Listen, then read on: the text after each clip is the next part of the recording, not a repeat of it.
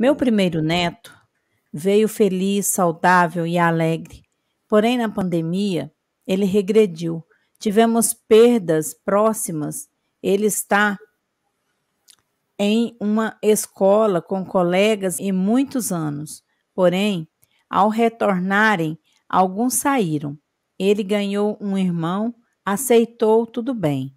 Mas ele foi se fechando e agora o pânico, a tristeza e muitas outras questões que de diagnósticos estão a caminho.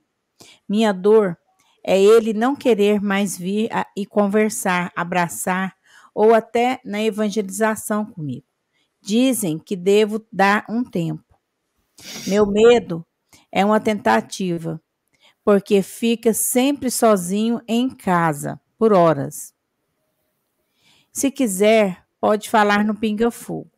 Um neto, amigo que cortou os laços com todos à sua volta. E aí, gente? Ela não falou a idade dele, né? Falou aqui, o Rubens que tirou 13 anos, Rubens? 13 anos. 13. Ah, tá. Porque, assim, a idade é muito importante para a gente entender esse fenômeno. Esse período da puberdade é um período de muitos questionamentos, né? O indivíduo sozinho, ele entra numa série de conflitos desse período da infância para a adolescência, porque muitas vezes a sociedade exige que ele tenha uma determinada conduta que ele não quer ter. Então, ele se sente pressionado a ser alguém que ele não quer. E isso acaba produzindo sofrimento nele. Sofrimento. Existe a circunstância não das exigências da sociedade. Ele mesmo não quer passar pelo luto de ter que deixar a criança para ingressar no mundo dos adultos.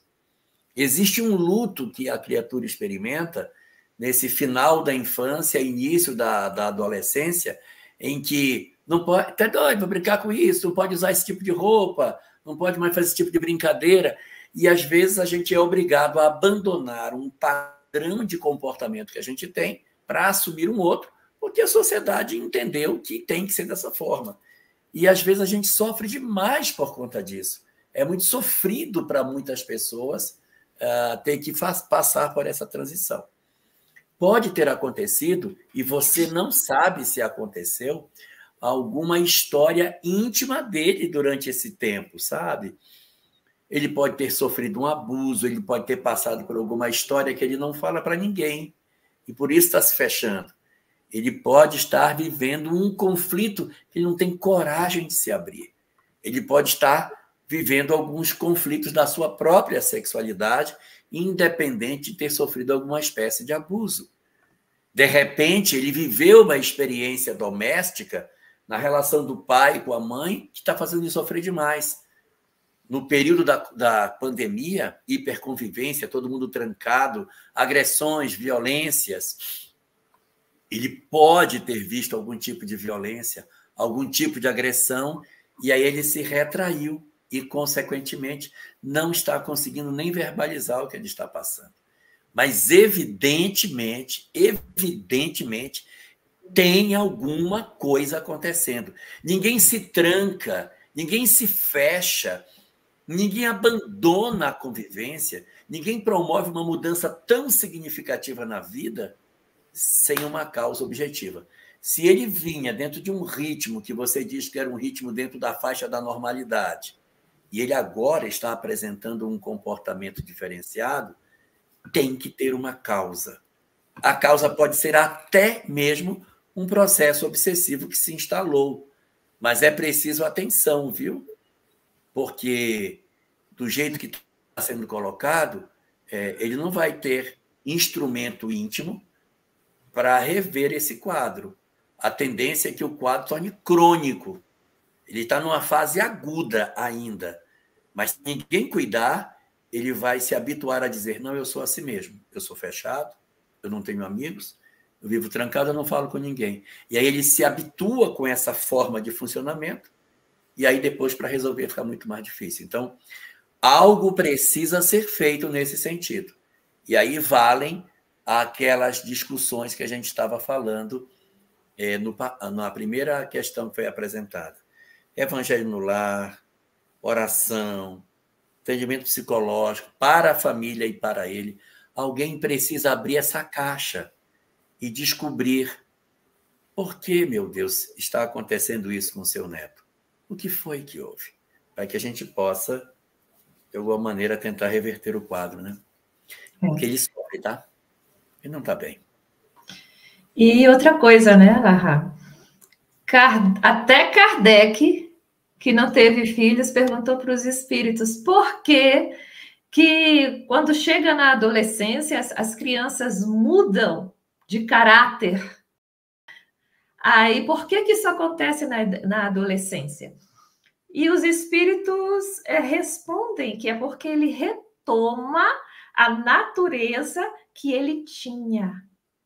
Ele retoma a natureza dele, que ele traz enquanto espírito imortal. Então, às vezes, o espírito que vem renascer, ele renasce no nosso planeta de provas e expiações com seus conflitos interiores. Mas ele esquece, tem o processo de gestação, ele recebe um corpo de infantil, de bebê, de criança, que é um corpo que ainda está em desenvolvimento e não permite que ele se expresse tal qual é. Quando entra no processo de puberdade, adolescência, os hormônios vão funcionando, o corpo amadurece, o cérebro amadurece e ele tem mais ferramentas para expressar o que ele é. Por isso que uns caem na rebeldia, outros que pareciam felizes se fecham, porque aquela dor que estava adormecida, muitas vezes ela surge. Isso não descarta que ele tenha sofrido uma dor, um trauma nessa mesma existência. Não pode, mas como não foi citado nada disso, podemos considerar que ele está expressando uma dor que traz na alma.